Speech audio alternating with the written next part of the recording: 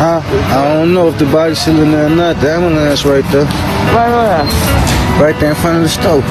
Somebody got stabbed. I'm not. What's going on? It's my life and shot. I'm your host, John Watson. I brought you guys the January 20th murder of Jamilah Brown, who was only 24 years old, was stabbed in the neck and the head in front of her children, who she was just taken to the barbershop to get a haircut. The suspect they have is Tyteanne Bell, who is 34 years old, who is 10 years older than Jamilah Brown, who ain't but 24 years old. I was wondering, what do two women have to fight about so much to where somebody gets stabbed in the neck? And sure enough, it ain't but 2-3 weeks later, according to Fox 32, they're saying she the woman alleged target a romantic rival. I said, OMG.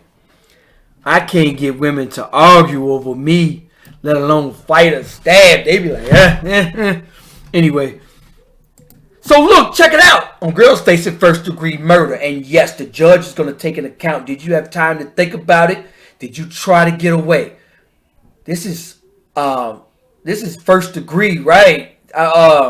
Premeditated. On the 3700 block of Chicago Avenue. This is the area right here behind this. Check it out, though. Let's say at 3:45, she was just taking her toddler, her 3-year-old son, to the ATM to pay for the other child's haircut, when allegedly old girl Bell pulled up in a rental car, stabbed in the neck and the head, according to the prosecutor. She fled in the rental car. Witness who saw Jamilah Brown, they saw her, ran to her. But check this out, though. They said on girl Tyteanne Bell, 34.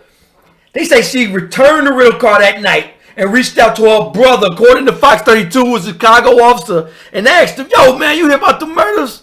Did you see anything? Is there cameras in the area?"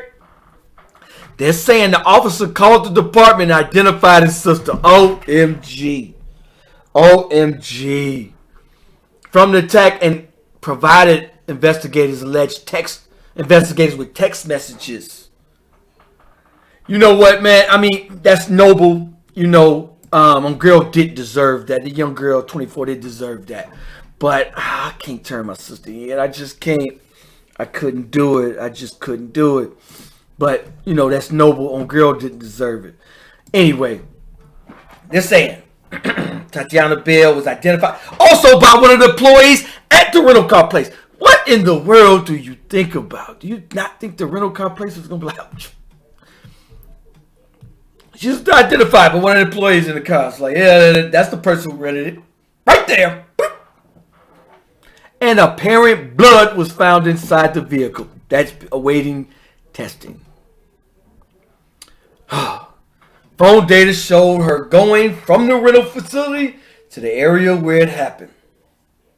And then back to the rental spot.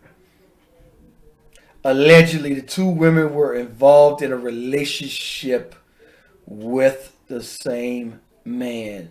Ladies, help it make sense. Bill was previously convicted of battery of stabbing the wife. My sister. Ladies, is it that hard to find your own man? Really? She stabbed the wife of her then so-called boyfriend in the leg. All right, so if he's married, how is that your boy? Sister, is it that rough out there? Sister, she was sentenced to probation. Now, see, that's the problem. Anytime you got a knife, any deadly weapon, waist up is attempted murder. But in the leg, that's still aggravated assault, letting people off just with probation for stabbing somebody and something so stupid. If I'm a judge, I'm gonna be like, you not sit down for about 10 years. And had she been sitting down for 10 years and not thrown and not sold probation, she didn't even go jail time for stabbing a mofo.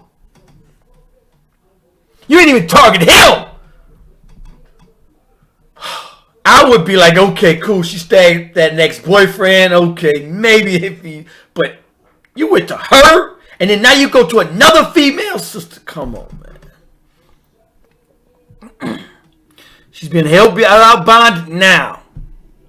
But now it's too late. 2019, if you wouldn't have gave her probation, it's only 2023. If y'all would have gave her 5 years, she would still be in there. And this young girl would still be alive, man.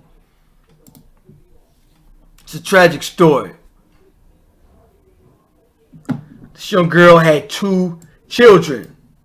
Right? Those children's lives will forever be destroyed because they were there at the spot. 3-year-old.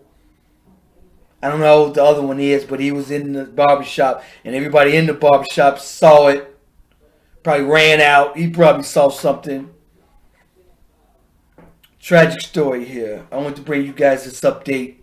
You know, one of the things as an adult, one of the hardest things that you can do is anything in life. Even somebody disrespect you as an adult. That's one of the hard things I found is to walk away from something. Somebody disrespect you. That's the hardest thing in the world to do, just to walk away. And that was, and you feel for, I mean, you actually really take that home with you for a week or two. Man, I got into it with somebody at a bowling night. Not even got into it. We just had like words, and it took me like a week to just shake that off. Like, yo, you know, man, it took everything in me. But at the end of the day, you think about that jail cell that you're going to sit in. You think about the lives you're about to ruin. You think about the families and your family and the children that you're about to ruin.